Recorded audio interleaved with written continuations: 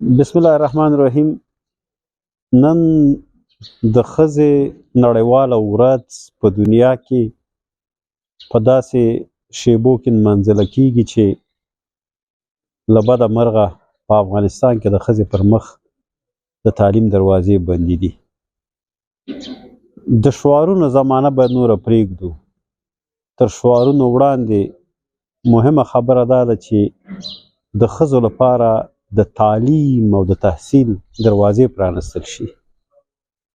موږ به په هغه وخت کې د ښځو نړیواله ورځ له نورې نړۍ سره نمانځلی وای چې په نوره نړۍ کې ښځې راپورته شوی وای او د افغانستان د ښځو د دغه حق غوښتنه یې کړی وای او لا یې وکړي. څوک به یې کوي؟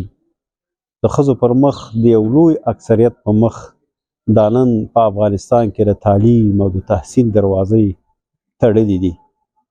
نو د ښځو نړیواله ورځ به څنګه ونمانځو؟ په کومه معنی یې ونمانځو؟ څنګه یې ونمانځو؟ د چا لپاره یې ونمانځو؟ دا هغه پوښتنې دي چې نن د دغو پوښتنو دروازو ته کلکونه پراته دي. دغه پوښتنې هیڅوک نه ځوابوي. دغه پوښتنو باندې دنیا هم غوږونه کاڼه کړي دي. دنیا د افغانستان د ښځو سره سم چلند نه کوي. که سم چلند یې کولی نو باید ښځې په دغه ډول نه وی پرېښی او د ښځې باید د دې حالاتو قرباني نه وی. نن د افغانستان د مسلې دپاره ښځه قرباني کیږي او دا یو ډول فشارونه دي چې راوړل کیږي او د ښځې په مخ باندې د تعلیم او د تحصیل دروازه تړل کیږي.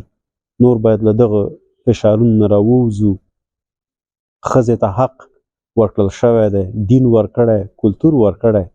د ښځې د تعلیم خبره چې ده دا داسې نه ده چې څوک یې ترې واخلي او په یو نوم او په بل نوم باندې د دوی په مخ باندې د تعلیم او د تحصیل دروازې وتړي. که د اقرا لفظ ته وګورو، اقرا ولوله، هلته یې نه دي ویلي یوازې چې نارینه دې ولولي او ښځه دې نه لولي. دواړو باندې د لوست چې دی دغه فرض دی، زده کړه پرې فرض ده.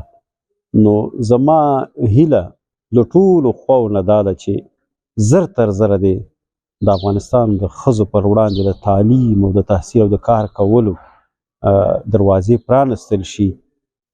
که پرانستل شي نو یو لوی بشري ناورین به نور هم رامنځته شي او دا بابیزه باید ونه ګڼل شي چې یعنی یا داسې ورته په داسې سترګه وکتل شي چې دا یعنی هیڅ. که موږ دا بابیزه وګڼو او دا یعنی هیڅ وګڼو نو موږ به د راتلونکي ژوند او د خپلو خلکو د صحت او د تعلیم او د تحصیل په وړاندې یو لوی ظلم کړی وي.